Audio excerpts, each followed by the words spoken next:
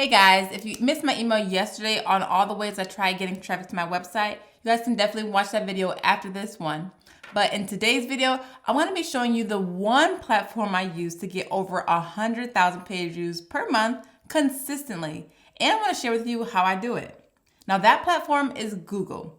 Now people use Google every day and all day. Think about how when you have a question, where do you go? For most people, it's Google. And what shows up in the search results when you're searching for something? It's blog articles. And I only write articles that I know will rank in the search results on Google using my 6-figure keyword criteria, because I don't want to just be writing my articles in vain. I don't want to write an article saying, I think this is going to do well. No, I want to write an article and know that it's going to make me some money. So I'm going to share with you guys some of the criteria that I go through when I'm trying to figure out, should I write an article on this topic or not? And the one thing that I do all the time is I use this tool called KW Finder, and it's $49 a month, but it's so valuable in when you're trying to figure out if you should blog or not. And I'm going to show you how I use it. So this is KW Finder, and I took some time to try to find a keyword for this video that will actually be a good example for you guys. So I just found something like routine for students. So this would be students who are just looking for a good daily routine. So let me find, what I like this tool so much for is because I can put in a keyword and then they'll give me suggested keywords on the same kind of topic. So they actually help me find a better topic. So for example, I put in routine for students, but then they give me some other suggestions like best daily routine for students. And this is one of the things that I look for when I'm trying to write an article or decide if I'm going to write an article or not. Because I'm always looking for, it's what is called long tail keywords. And when I'm talking about long tail keywords, these are just literal questions that people are searching for on Google. But when I'm talking about long tail keywords, these are questions that are 3 words or more. So the more words, the better, because that means the more specific it is. So for example, I looked up routine for students, but this KW Finder, they recommended, well, what about if you try best daily routine for students? This is more specific. So this is the first thing that I'm always looking for, is the actual wording. Is this something that I could write about, and is this 3 words or more? And yes, best daily routine for students. And then I look at the search volume, and then I see that's the next thing I do. So this is how many people are searching for the same question every single month. This is very important because I want to make sure, are people even looking for this question? And the answer is yes, 1,000 people per month. Now, I do want to make it clear that these are just SEO tools that are trying to figure out Google. They are not 100% accurate. So you want to just get a sense to see if this is actually a question that people are searching for every single month. So that's all I'm doing here. I'm not going to say, oh, if I write this article, I want to get 1,000 page views every single month. No, it doesn't work like that. But all this does is just kind of give you a sense to say, people are searching for this, so you might want to write about this. And then the next thing I do is I look at the keyword difficulty, so KD right here. So this means how easy or how hard it would be if I wrote an article on this, writing it in a certain way that I know will rank on Google. If I could do that, I would see how easy or hard it is. And this is saying 16 out of 100, which is still easy. So this would be something that I could definitely write about, especially for a brand new website. You want to go for the easier keywords that are easy to rank for on Google. So this is a great example of a keyword that I would choose. And then I would actually go ahead and look at my competition. So these are the articles right here on the first page of Google. And this is what's showing up in the search results.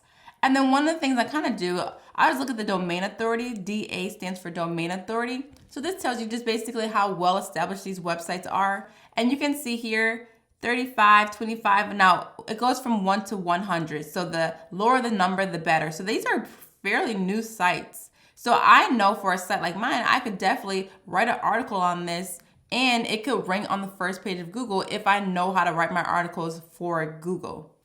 The next thing I ask myself is this relevant to what I talk about on my blog? Because one of the things that Google likes is an expert in this specific topic. So if you can cover this topic very well and provide some other resources for this specific question, that means you're an expert on this topic, and Google is looking for that. So if I have other related articles about daily routines or something like that that could help that reader for that specific article, and I can include that in my article, Google looks at that as like, oh, well, if she has more resources in that article or other articles that she wrote that are related to this, she must be an expert on this topic. And that's why she's giving the best answer to this user's question, because she knows a lot about this topic. So you want to make sure that you are writing content that is relevant. And I mean, I do write other things outside of just like work from home jobs and things like that, but I don't do it very often. I kind of stay in my wheelhouse because I know that Google is looking for making sure that they can give the best answer to their users, and you want to be able to do that by providing valuable information and related articles that you have written, that you want to include that in your specific article that you're writing for, say, best daily routine for students. If you're writing an article on that, you want to include other articles that are related that you have written in the past. And if you haven't done anything yet, that's fine. You can always add those articles later, but I'm just saying the more other articles that you have written, if you can add those to your article that you're writing right now, I hope this makes sense, that looks really good in Google's eyes, because they can see that you're an expert on this topic. So that's what I'm talking about, if that's making any sense.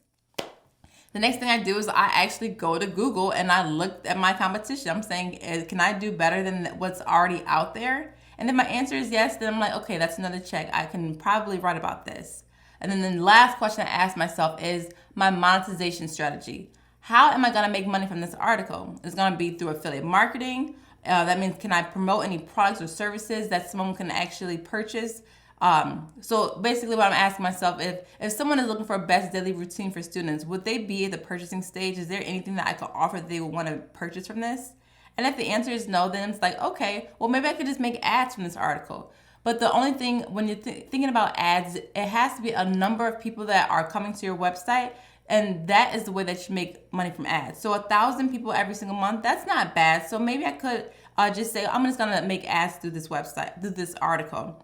And when I'm talking about ads, that means that you have ads throughout your article, and when people are passing those ads, that's known as an ad impression, and you make money from that. But you have to have ads already on your website, and we're gonna get into that later in this video series on how that even all works. So just stay tuned for that. But those are the questions I ask myself, or my own products. Do I have any products for myself that I want to promote?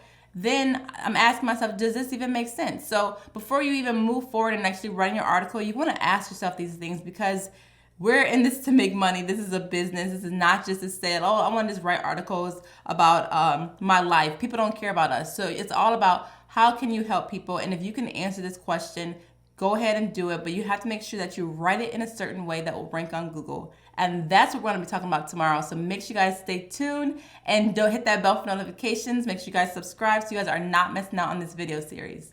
If you guys have any questions, and I hope this all made sense, let me know in the comment section below, and I'm just here to help.